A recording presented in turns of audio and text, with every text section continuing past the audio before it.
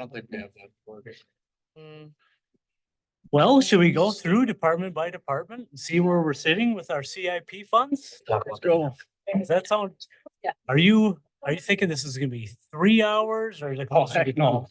Keep this under 15 minutes. I'll give you a pop. And it's gonna depend on. It's gonna I'm depend on all of you. yeah, It's gonna depend on Sean. You can just say me and Matt. It's fine. Hi. This is subcommittee too? Subcommittee, right there. We So- can address it with the subcommittee. Do you remember the I talk don't- I we had don't after know. our last meeting? Trust you too. Don't want to just leave it up to them. Themselves. All right. So are we really projecting to have 0 transfers from electric in 2026? Yeah. The recommendation. Yeah, that's wonderful. I didn't know if you could pull it off or not. It was. Well, it's been our Yeah. direction. That's so. Yeah. We'll see what happens when we raise the tax levy another 15% this year. Let's hope it doesn't have to be that high. Right, which is part of the reason for this, to see if there is any stretching that can be done. So welcome. Yeah, so really this first page, that's the bar graph there, that. Do we have access to this PowerPoint? I'm sorry, yes. Thank you, Jasmine. Oh, there we are. She's all ready. All right. Do you need to share your screen with Zoom so that they can see it? Can't share, but I can turn the camera. Okay. Ooh, we got online, anybody? It just says guest. There's somebody out there. Okay. Sorry. So the first bar graph that we have basically shows the funding sources for these governmental funds. And when I say that basically is for all of our non-utility departments. So 2024, Change the which slide. is where we're already set at. Okay. Oh. We'll figure it out. So 2024, that's where we're already set. The levy for these funds was 157,500. That transfer from electric, 57,000, and then we started the new transfer from the stormwater of 20,000. You can see that stormwater portion stays consistent there for the full graph. As you mentioned, that electric portion is reducing. The next page does show the recommendation on that.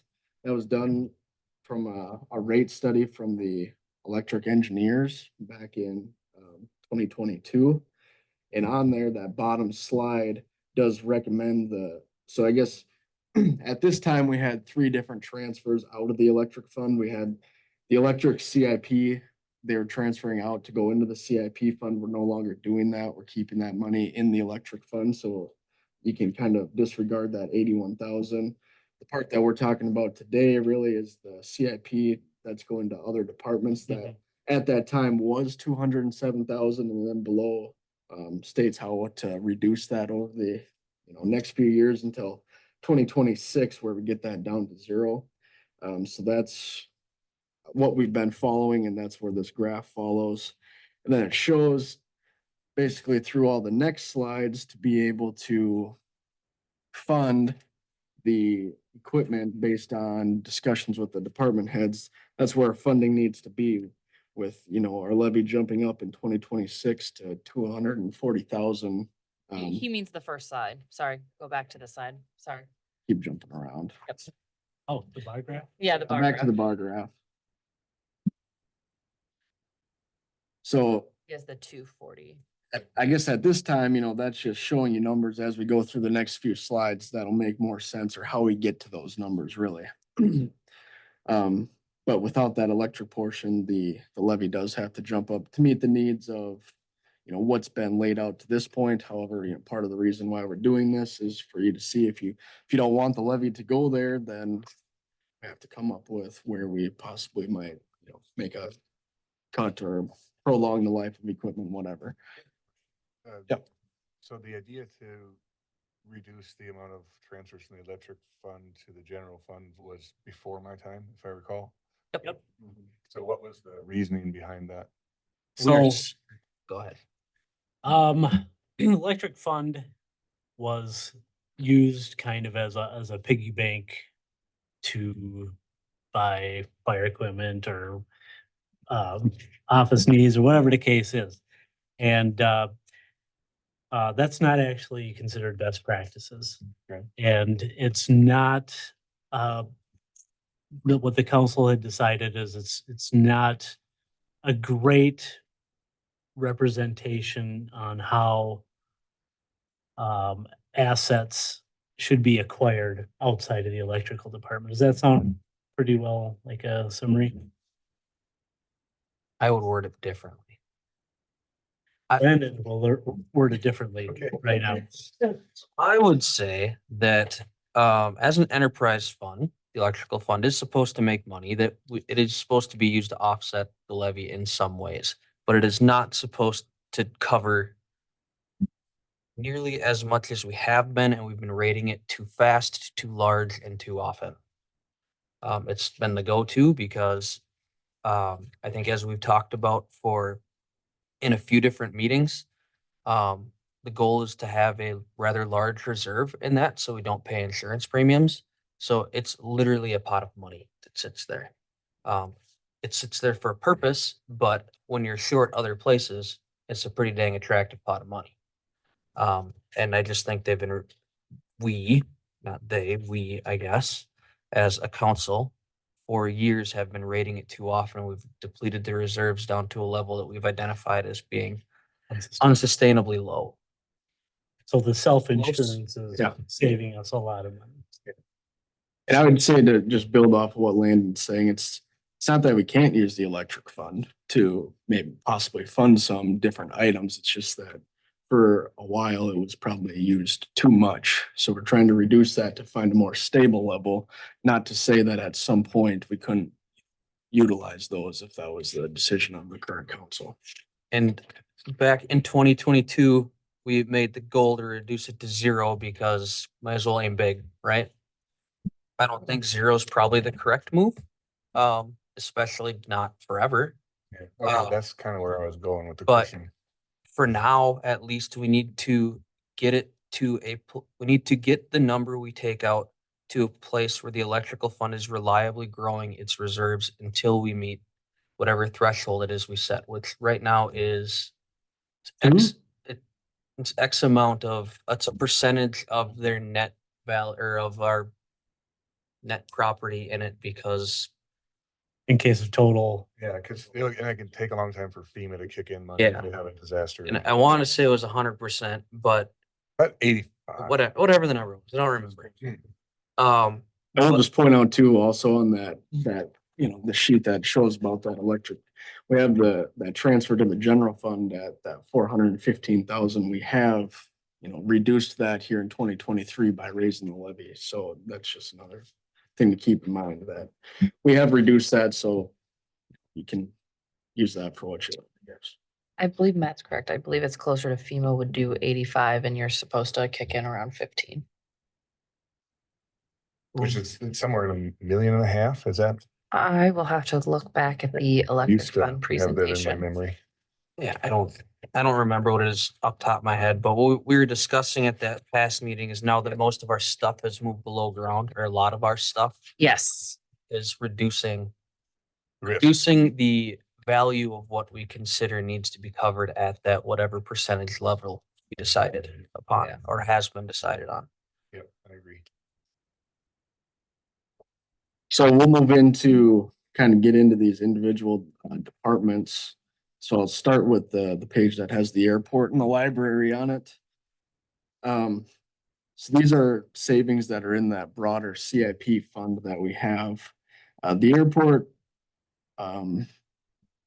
basically how that works is our airport is significantly state funded. So any projects or equipment that we use out there, we have the engineers have a long-term plan of each year, we're gonna do this project, and then when we do that, every year we have to apply with the state of, do we want, or can we get a grant to do this project or buy this equipment? So usually it can range from, a 90% state grant to a 10% local, down to a 75% state, 25% local. It kind of depends on the type of the project. So with that, we don't necessarily have set planned expenses with the airport. We have things that we want to spend it on, but it's directly tied to if the state is going to give us a grant for that item. If the state's not going to give the grant, basically what happens with that project, it just moves on to the list to the next year and we try again next year until eventually the hope is that you get that project done. So we don't have a set plan expenses on there, so I didn't put together, the line graphs that you'll see for some of the other departments. But I just wanted it on here so you can see we do have a little bit of a balance there. And back to our bar graph in here, we do have a plan, $25,000 worth of the levy every year that goes to the airport to cover the city's portion of those projects, if that makes sense. Then I have the library on there. We do have some money stashed away. In 2024, we stopped a contribution for the library and I did not continue any funding going towards there. That obviously could be subject to change based on, what the council's thoughts are. But as of now, that's kind of just at holding zero. And we have that 22,000 that's free to use for whatever we might need to use at the library. It has been mentioned that skylights over there are becoming an issue, so that might be something that would change that we might need to start to save for, and we might need to add levy dollars for that. But as of right now, there's zero going towards the library. I believe we got that fixed. Their boiler is older. And then, yeah, the skylights have been brought to my attention. Moving to the next page that has 4 different departments on there. I'll skip over the mayor and council just temporarily and move into the elections. Just same thing as those last two, just to show we do have a little balance there. There is no new contributions planned there. There hasn't been for several years. That's just kind of a running balance that's there. The planning and zoning, we have a little over 3,000 built up there. Based on, I guess, my assumptions, that seems like a relatively comfortable number for now. So starting in 2024 and forward, we also do not have any new contributions going there. Then on the bottom there, we have the administration. You can see multiple different items on there. Many of these kind of in the past were used to, put things in there, but didn't necessarily have a specific funding source tied to it. So we started the year with negative balances.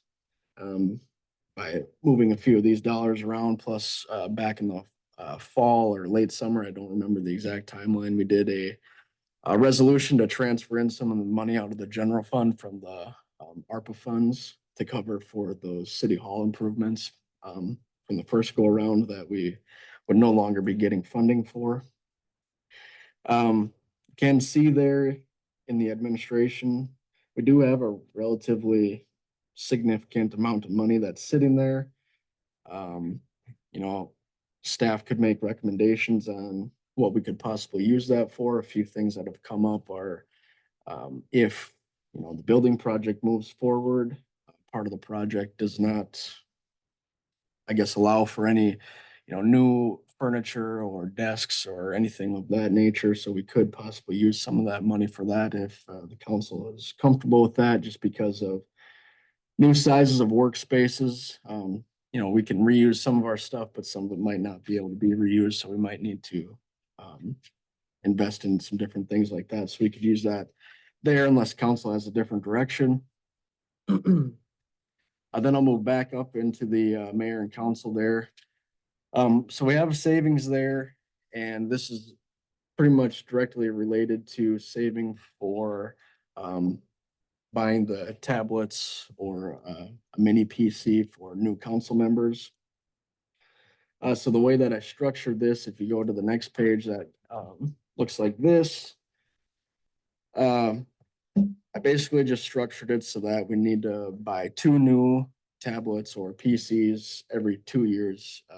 If we're replacing council members, that's kind of a worst case scenario, I guess you could say.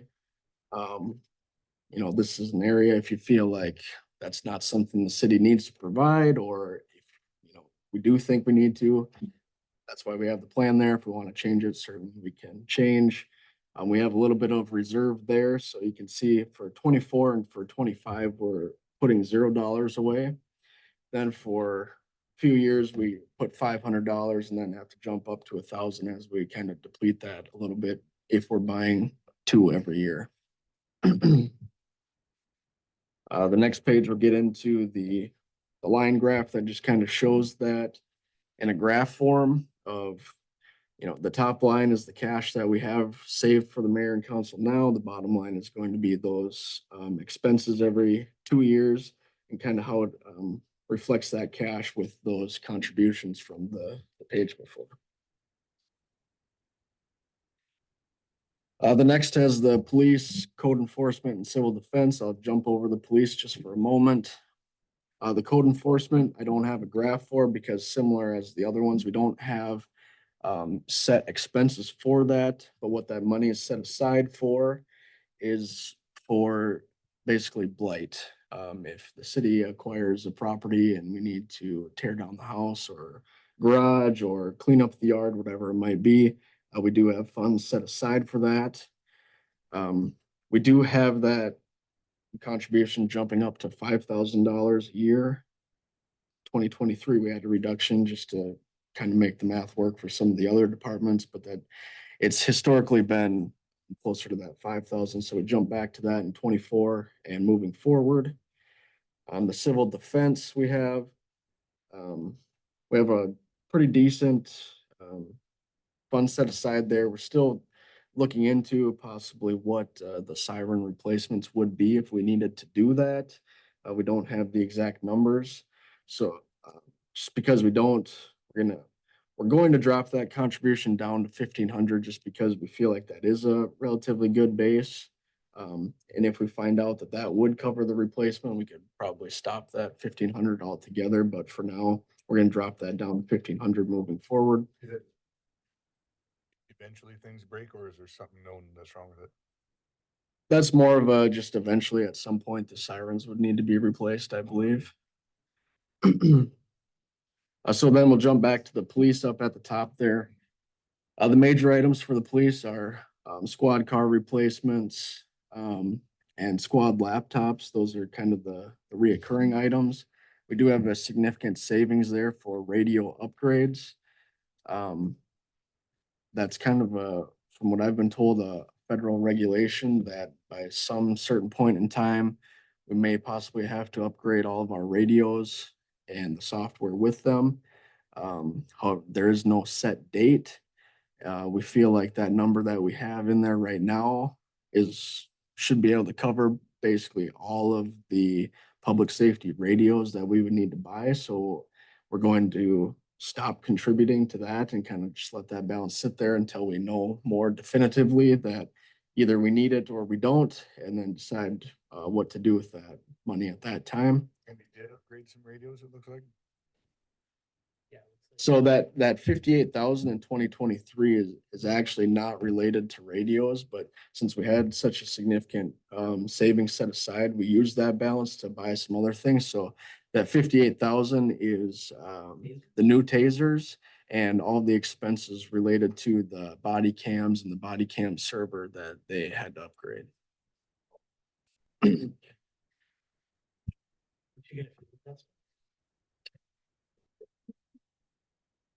Could make for an entertaining event. So then the next page gets into the kind of the long-term plan for the police there.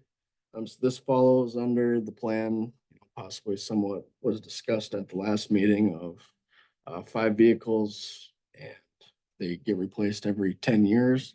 So that leaves replacing a vehicle every 2 years.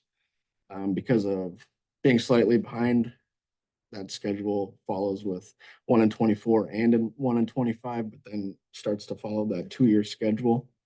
The estimated cost for the vehicle and all the related equipment is that $80,000. So that's where we're setting aside for that. And then also the squad laptops following that similar replacement schedule. And then the next page will be the graph that kind of puts all of that together.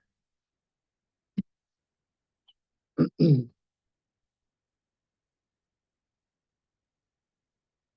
I see we're starting from like 220,000 right now. Yeah, that does include that significant radio portion, that 94 or almost 95,000, that's kind of sitting there for that. I will mention too that in the squad line, that does include that one-time public safety aid that the state granted in last year's um, legislative session. The city received, I believe it was about 102,000, so we split that, half to police and half to fire. Um, Talking with both those departments, best fit as of right now is to just go towards vehicles, so that's where it's sitting.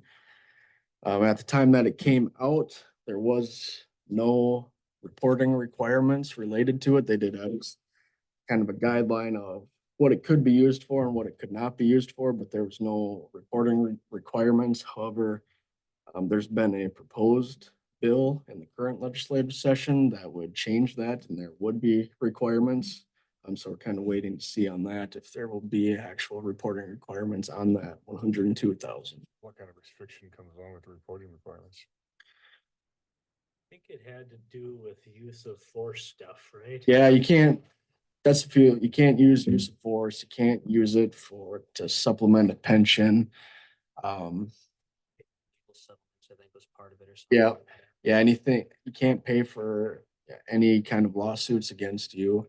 What you can use it for is equipment is on there, so that's kind of where we had it fall in line. There's a few other items that, we could use it for. I believe you can use it for a few different types of training, things like that, but we kind of, Engagement initiatives. yep, that's on there.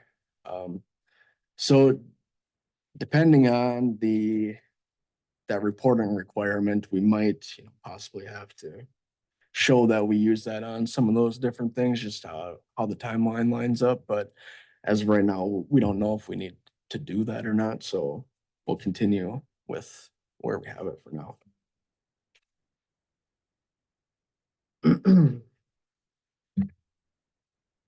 All right, we'll jump ahead until the public works there. So you can see this is all the different public works equipment.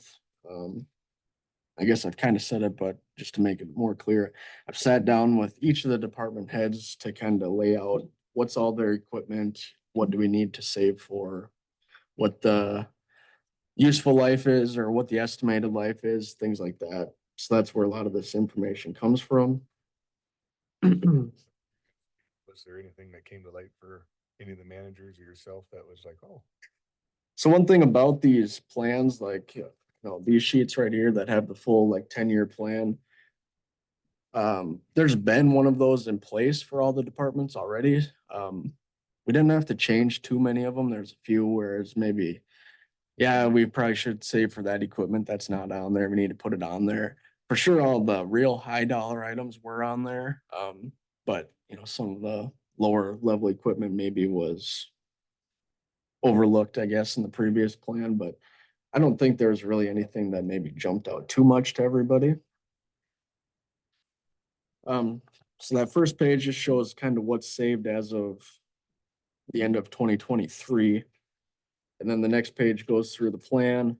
So on here, we show the estimated cost of the item, kind of what the rotation is when we last purchased that item. Then those highlighted boxes are when we plan to replace it based on that rotation. So, and all these numbers that are on here are factored into kind of the cash needed to do this back on that bar graph at the beginning of the PowerPoint. the green highlighted is when you are gonna make a purchase? Yes.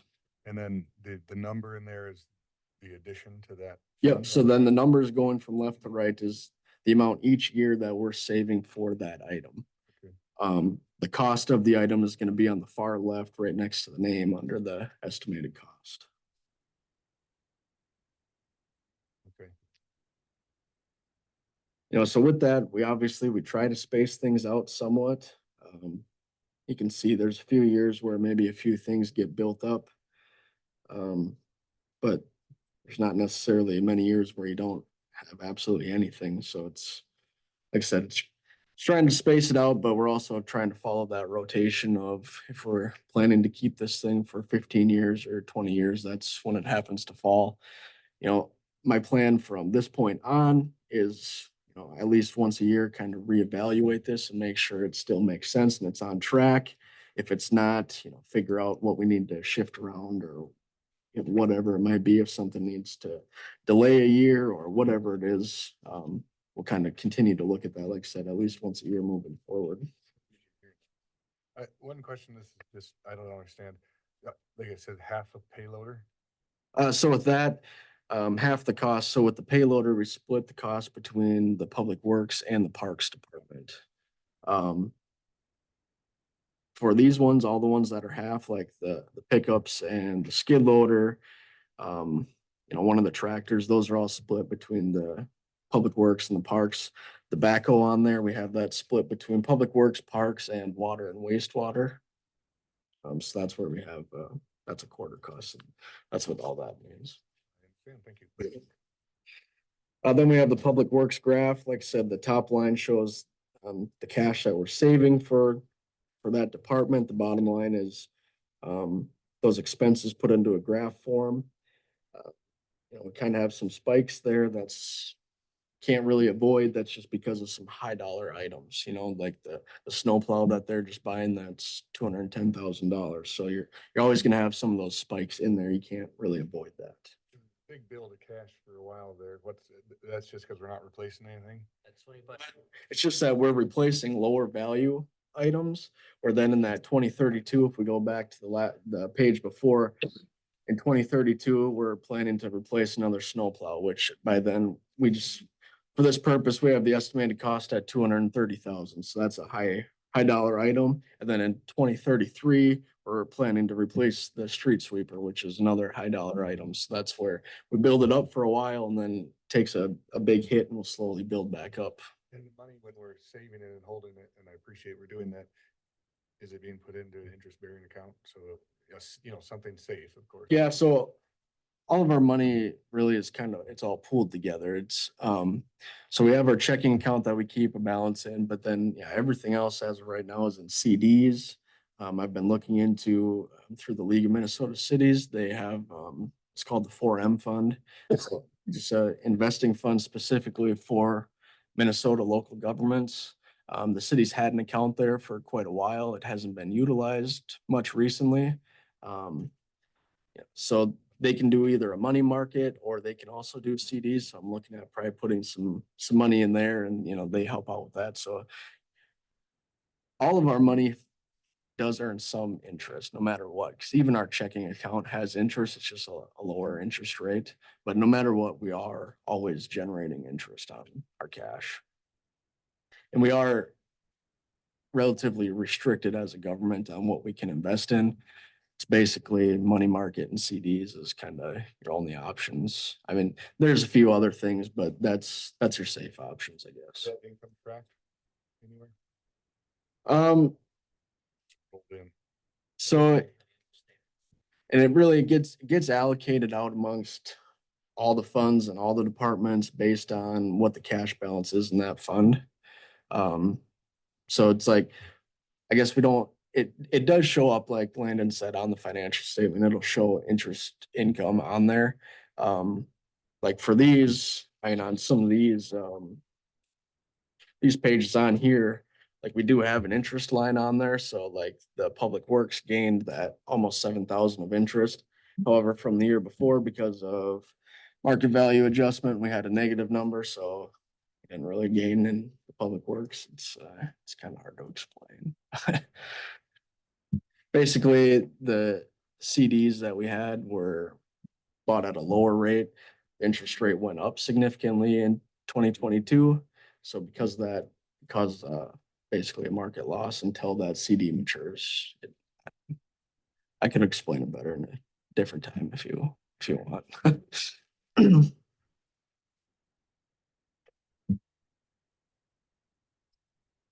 Anything else about the Public Works? Okay, there. Next, then we have the parks. You know, similar list out parks equipment. However, at the top, we list out, kind of a few things that are more so related and under the, I guess, discretion of the park board. The park board, that playground equipment and parks, they get allocated $35,000 every year. It's been 40, but just because of having to make some cuts amongst a lot of these different plans, drop that down to 35,000 a year.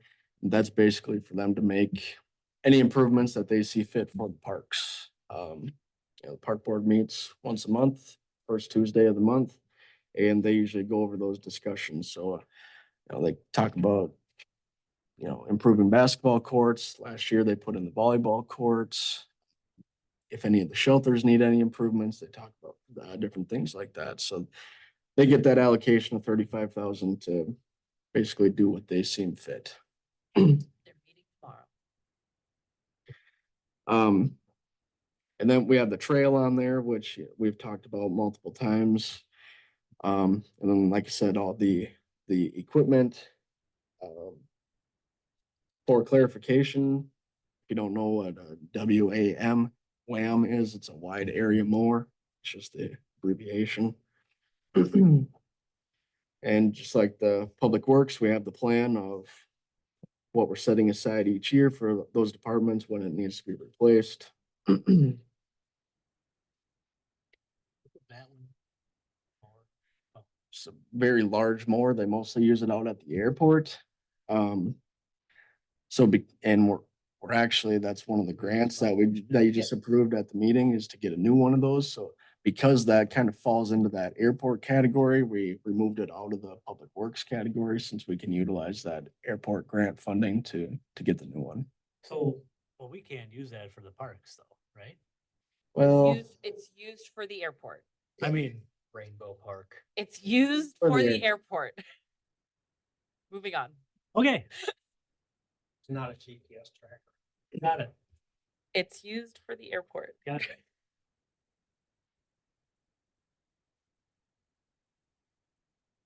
then we have the graph there. You don't quite see as significant of spikes as the public works, just because they don't have those really high dollar items. So there you see a little bit more of a steady spending and cash reserve for the parks.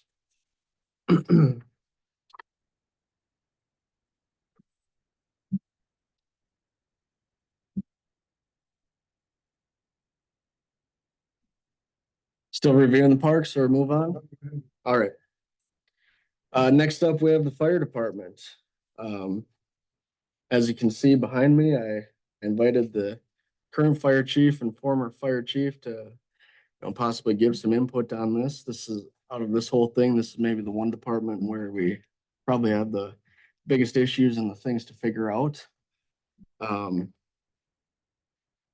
a few things that we're saving for in the fire, turnout gear, that we have a rotation of that averages out to be that we buy 3 new sets every year. And based on current costs, we estimate that at needing to be about 11,000 a year. So that's how we save for that.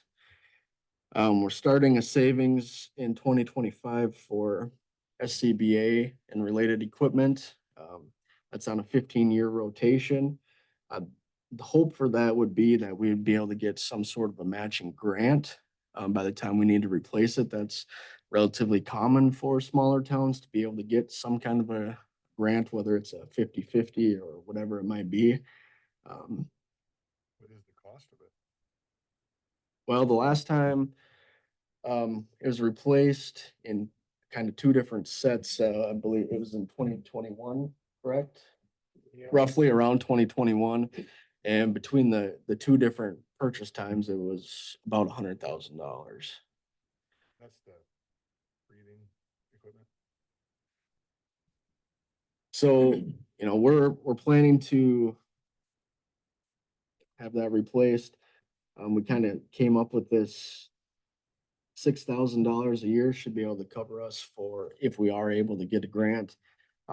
For a lot of these situations, we don't want to bank on the, getting the grants and the trade-in values of equipment, just because it's so unknown. But with this one, I feel at least the most comfortable about, because usually that's the area that you can get the most grants is related to that type of equipment, so. That's the plan for that. We will start to add,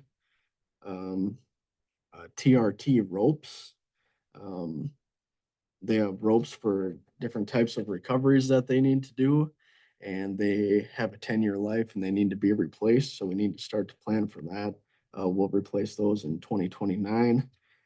TRT its own organization outside of the city of Olivia? No, it's part of the city. Okay. And then the big one that causes the issue, which isn't new to anybody, is the truck replacement. Fire trucks are very expensive. So the money that we're setting aside basically is kind of what's available, I guess you could say, based on where the levy is at. However, if you go to the graph for the fire department, you can see we have a significant shortfall. And that's if we're following the replace a truck every 5 years. And I estimated the cost of a truck for this purpose at 550,000. That, if you're buying new, that might not be enough. That's the number that we decided to plug in there for now. So like I said, I wanted the current chief and former chief to be here just to kind of talk about the trucks if there was additional questions on that, since we know that we do have a shortfall there. Every 5 years, we're gonna replace a fire truck? That's kind of how it lines out based on the, They last more than 5 years, but then that's the replacement Right. schedule. right. 30 years slammed by. That's keeping an actual truck for 30 years. We do have, Next one to go, the rescue rig? it's probably up for interpretation somewhat. So of the trucks that are in use, the oldest one is 1991, and that's the rescue truck that they use, which is currently, that's what's out at the water department, correct? That replacement probably go that $500,000 figure. Yeah. That's like the ambulance size one, right? No, It's bigger. The big red box, same size as the one that we just got. West Metro does have one that's. They're looking to replace that, but I never asked them what the price was, because they said they'd have. To ask if we were serious. It's like, Right. well, there again, you could have a rescue to replace the one out there. That would be a very good truck for 20+ years. So that would be following the used route that we just went with the most recent truck that we just purchased. Sort of by necessity, have to do that, don't we? Go used. Well, yeah, I mean. If you can get a decent one, I mean, we're fortunate to have. This West Metro one was really good shape. Marshall has a rescue truck that the state would sell for. The last one they just sold was for $100,000, it's a 2006. And it's a really good shape too. But they are saving that for the Olivia Fire Department Tech Rescue Team. If you want it in July. So if you guys wanted to spend $100,000, you could get a new. But Would that be we got a specifically truck and a earmarked trailer. for technical rescues then? What's that? Would that have to be specifically earmarked for technical rescues then? That's what it would be for currently, and there's no money for that. And for that reason, we'd be able to get rid of. I think you can get rid of 2 trucks. The little ambulance that we have in here and that flatbed, we could get rid of those 2, but keep the trailer and just hook up to the trailer, because that truck is meant for, it's a state hazmat truck and it has a large engine in it. So it's meant, and it's set up to pull a 38-foot trailer already. So we could pull this trailer we have with it very easily. Assuming we sold those other trucks, how much you think we'd have to invest to get that? I think if you sold that flatbed truck for 10 grand. 60, 70? You might get 10 grand for that, but the ambulance, I have no idea what the things even, we got it for free. The ambulance gave it to us. I think those probably would go for $3,500 or 5,000. I mean, they're specialty. Somebody paying him purple and. Yeah, exactly. Guys like us in our 20s. Okay. We thought about, I talked to Zach Chapman about if we did something with that newer truck out of Marshall, if we could get rid of our rescue. But with the amount of tools that we have, we've got a lot of them crammed in on these trucks right now, and it's not the best situation. They're everywhere. If we'd want to keep that one to have our auto extrication stuff on it. Separate stuff, yeah. And we have grain bin stuff in there too, and so it's more just auto extrication. So we're trying to figure out a way to get back down to 6 trucks or so. Because we're at like 8 right now. With TRT, it's countywide, right? Any firefighter can be on it. Why aren't we asking for funding from other communities? The team has been contacting like the grain elevators and the people, Southern Minnesota Beach Sugar, bigger companies saying, hey, would you donate to us? And in the last couple of years, I think we've gotten anywhere between $5,000 and $8,000 or $10,000 donated from these places. Not even close to No, it's not. substantial. The other option, I guess we'll finish on this first, but asking those grain elevators and maybe getting out and speaking to them. Bigger farmers. Through their meetings and saying, can we have 5 minutes? Or just talk to their board, say, hey, we put together a specialized team specifically for grain elevators because they scare the crap out of us. How are you gonna get somebody down? We've already had 2 of those. Yeah. And they worked great. I mean, our team did a tremendous job. When you make that ask, do you tell them like how much you need? I've not been with Zach when he's talked to them, when he has talked to them. But he's less afraid to throw numbers out there than I am. He's not afraid to ask for things. I'm more reserved and say, beat around the bush, kind of hint, hey, we can use some help. He's like, hey, we need this. And so he's a little more gutsy that way. The other thing we'll just finish up on that because there isn't much more to talk about as far as the tech rescue thing. That's what we could do. But the other thing is to reach out to townships and say, hey, could you guys in the future help with equipment or at least apparatus to take the burden off of the city. But I know that Kingman would throw fit when we ask them. Rhode Island, I don't know. Henryville has come out and said, hey, we'll put $30 to $50 an acre or a section aside for you guys every year for an upcoming vehicle. But that was 1 out of the 6 we deal with. And everybody else just kind of doesn't say it because they're like, if you don't ask, they're not going to give to them. But they won't give to us. They probably just assume that it's included in the agreement. Yeah, which only covers our general budget. There are other cities. I know they're all hurting for money like we are, but we're still providing them a service for the county. Landon, start digging. You guys have that tall dome thing up there. Yeah, take the gold out of that thing. Copper, thank you very Well, much. copper's worth even more. Yes, it is. All right. It's full of bats. I did run into a bat the last time I was at the county building.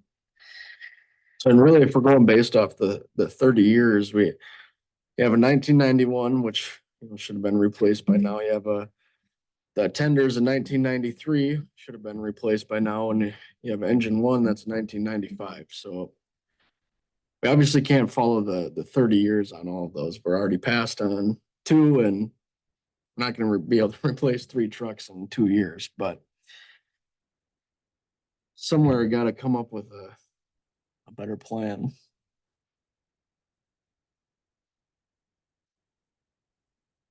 That tender got life in it?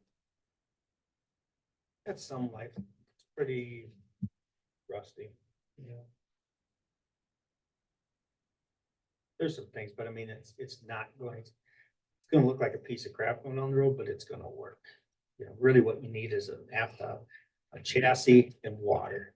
As long as we can dump water, fill water, we're fine. But if the doors fall off, Right. you know, the compartment doors. The way they made the doors was really stupid. They're a solid door, but they're hollow. So moisture gets inside and they're rusting from Oh, the yeah. inside out. Hmm. You know, you don't open them, they won't fall off, but the hinges are still holding together. So, yeah, all this stuff, you know, we can, Been limping it along already. we are, and future Kevin gets to deal with that. So I want to say one thing. Thank you for bringing us in to talk about this. Because I've been chief for 15 years and I think I've learned a little bit about what you guys do with CIP. One time, maybe I've been asked some questions on there twice. And that was where Kerry Klagas was here. And so that was quite a while ago. And it never was explained to me how this all works. So by bringing us in, Kevin will at least have a fresh start and understand what's going on, because I just took it. I just asked, you know, all the way back to the original Dan, what was his name? Hoffman, That's Mike. Daniel Hoffman. I mean, they just said, yeah, we got it. Okay, my job was easy because I just asked a question. They said it was taken care of. And I didn't want to ask any more questions, but that was my fault. So this whole thing had just been kicked down the road. So Yeah, and I do wonder if Kevin can, I mean, we gotta prioritize, right?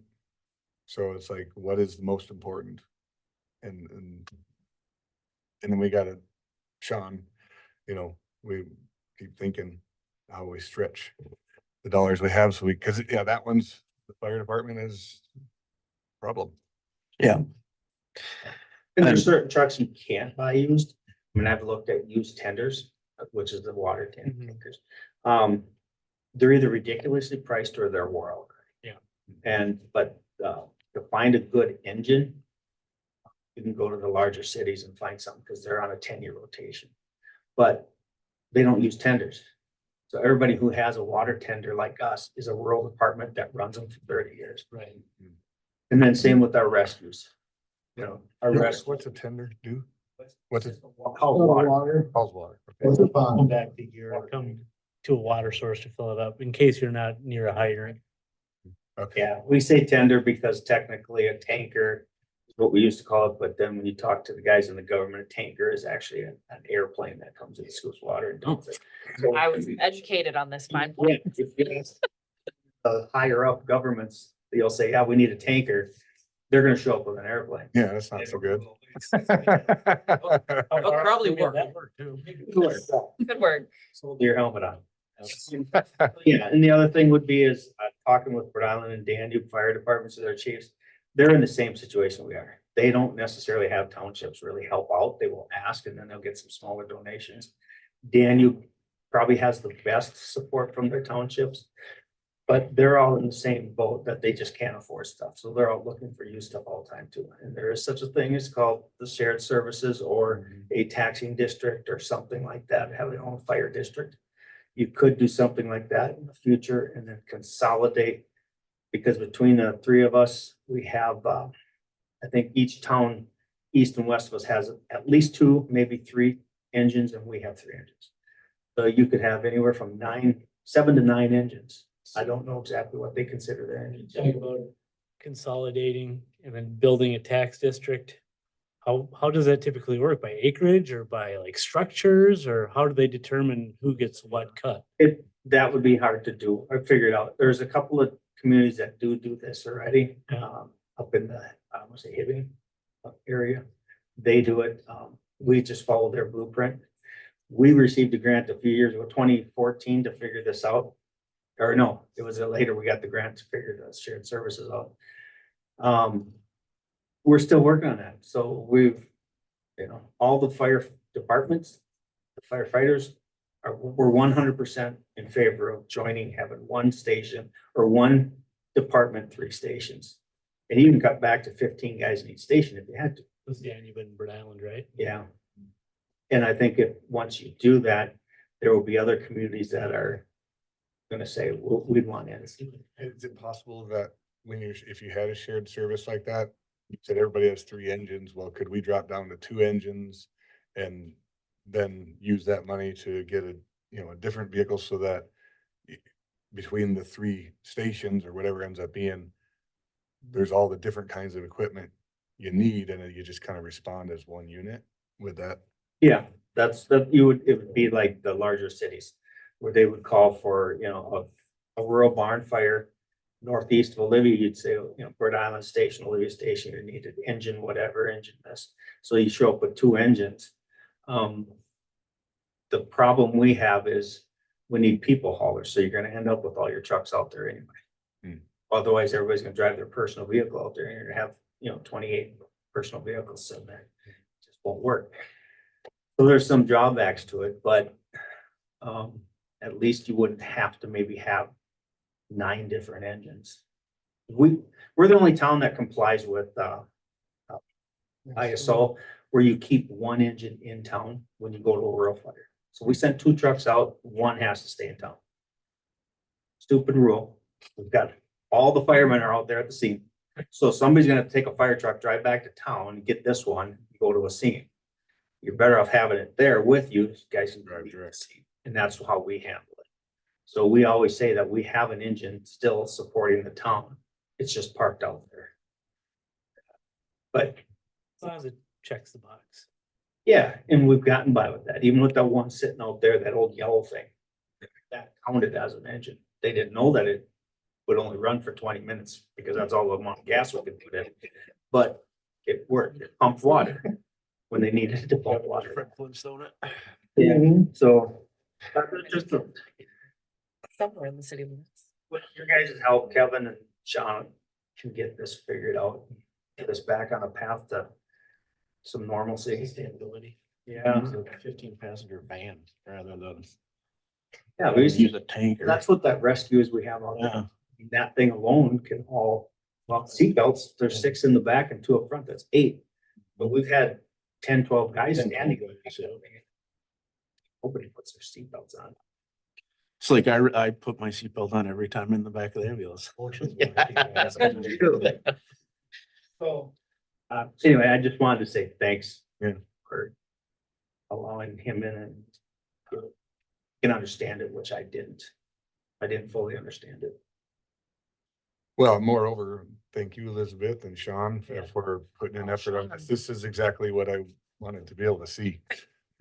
All Sean. So do we want to continue to talk about the fire department or Well- we'll move on and discuss something? This one's the problem one. Yeah. We tried to gear this presentation towards information sharing and then we can brainstorm solutions at a future work session. But just to share the information so everyone was on the same page. So then the next one is the all governmental funds. So this just takes everything that we just talked about, puts it into one. Just to kind of show that full CIP of how we're saving cash in total and how we're spending it in total. Like I said, with these, you're always going to have some spikes because we have some real high dollar equipment that's in there. Like the fire trucks and snow plow and street sweeper, things like that. So Is that what this is in 2028? Is that a fire truck? yes, I And then believe so. 2033 is also another fire truck? Yes. I think 2023 ends up to be based on the current plan as a fire truck and a snow plow, if I remember correctly. But honestly, though, when you look at all the funds and against the fire department being, that's the one department we're underfunded in. The entire city isn't doing so bad. I mean, there's money there. Keep in mind that's if you're okay with the levy going up to where it is based on the bar graph. And we're at 157.5 now. Right. There's an inflation problem in there that's not Yeah, that's. included in. Yeah. And But I agree with that. It's almost impossible to try to estimate what equipment's going to cost in even 5 years from now. So, This is a guide. right. And that's where like I said, kind of reevaluate it every year and see, is this cost that we estimate, is that still, do we think that's accurate or not? And try to change it, year by year if we have. Then we have the 3 utility funds that we're saving for equipment. First is the water.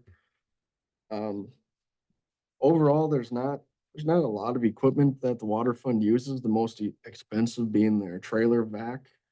And that's, only a $90,000 item, which say only, but compared to some of the other right. equipment, that is, You have 9 for the. it's less than half of some other items, so. And then that equipment is spaced out a little bit more. Nothing too serious with the water fund. Can move into the wastewater. Still not a lot of items, but we do get some more, higher dollar value items. They have the truck jetter that they use, which, we only go with a 12-year life on that, but that's following buying a used model, not a brand new one. What is it? So it's a giant truck that they drive around to when they have to clean out the sewer lines, like in the streets. After like a huge rain or something, if there's a lot of leaves and branches in there? Well, no, because that would be in the storm sewer. Oh, okay. So it's got it. just, it's Well, over stop. time, your wastewater pipes start to build up with junk. Those flushable Size- wipes. That- It's unflushable. It's a truck sized rotor. Rotary. Basically, yeah. All right. So that's a high dollar item, and then they do also have a tractor that they use. It has a snow blower on it, but they also use it to haul out the waste from the wastewater plant in the fall when that's due. So we kind of put a plan to place on that. The one they have now is a 1997, so we're trying to. That was one of those, I guess, where you asked me at the beginning, one that, maybe any surprises. That's an item that hadn't really been planned for at all, so. Tractor. Yep, so Dave and I kind of tried to put a plan together on that. He's gonna hope to get another 15 years out of it though. Yep, he said he doesn't mind using an old tractor for the amount that they use it, so. Okay, Tractor will outlast Dave. At least working. probably. It's not gonna be his I problem. don't need him to go anywhere.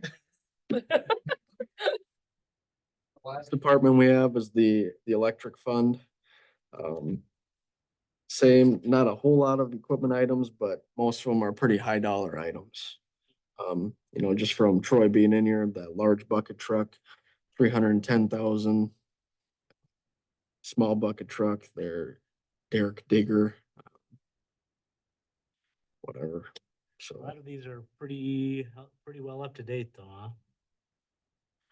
Last purchase 2019, 2016, 2020, 2022. Yeah, We just bought the large bucket truck tonight, right? Yeah. Yes.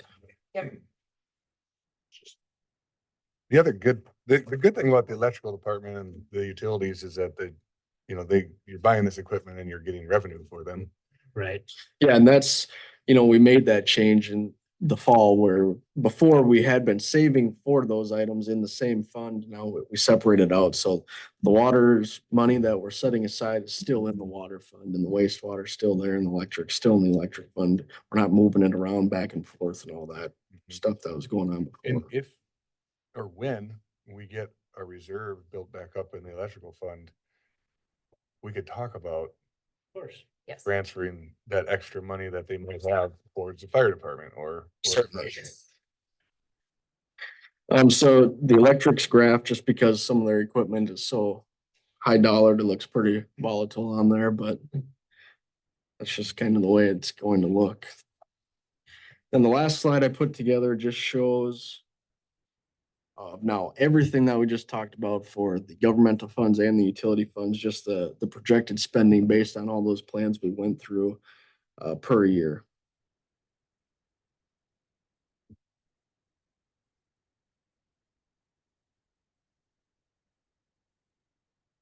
Third, 2033 must be the fire truck and the plow truck and another fire truck or something. Looks like a lot of items. in there. That's a lot of them. Yeah, Thing is, yeah, it's only equipment, but it's only $1 million. It's not. yeah. I believe 2033 was, there's a fire truck, there's not the plow, I think it's the street sweeper. And I think there's one of the water and wastewater items in there too that gets it up to that $1 million. So it's not a lot of items, it's just the high value items happen Yeah. based on the plan, happen to fall in the same year. It's in 2034 though. Not much. Because we stopped doing it, it only went out that long. Yeah. It's because we filed for bankruptcy. Printer. We had to put a cap on it sometime. Oh, this is good. It's just very informative and, you know, obviously these funds are set aside for planning purposes and, when emergencies come up, pivots can be made and things like that, but it's nice. It's, Well, and if we have other fortunate things happen that we're working on, you know, these things can look even better perhaps. yeah, we appreciate the run through. That's great. Yep. Yeah, no, it's a good project to kind of get updated and continue to update, so Absolutely. we all know what's going on and when this stuff needs to be replaced, because yeah, you know, you might be using something that's 15 years old and it still works fine, but if you don't get it on a rotation, next thing you know, you got everything needs to be replaced at the same time and you can't afford to do No. that, so you have to have some sort of a plan in place. Guys, because compared to 2 years ago, a conversation like this would have been very difficult. Just even planning, it was, yeah. This is amazing. Yeah, and really, the last time that this was updated, I think, was back in 2021, so it's definitely overdue. So something that's been on my list, but the extra encouragement to get it done was good, so. I like it. Now that it's done, you only have. Yeah. Create it again. Right. Yep. Yep. Oh, Thank yeah. you. Appreciate it. Sean? You, any questions for Sean while we have him? I think that's all that I have now. Otherwise, you all have his personal cell phone number. Feel free to contact him after 10 PM and Feel free to contact me after 10 PM and I will help delegate things to the appropriate staff members. Elizabeth will answer, I won't. Also true. So Addresses as well. that's right. also true. Be careful, my front steps are sketchy, so. theft deterrent system. Yeah. All right. Everybody good? Yeah. Thank you. Thanks. For voting. All set.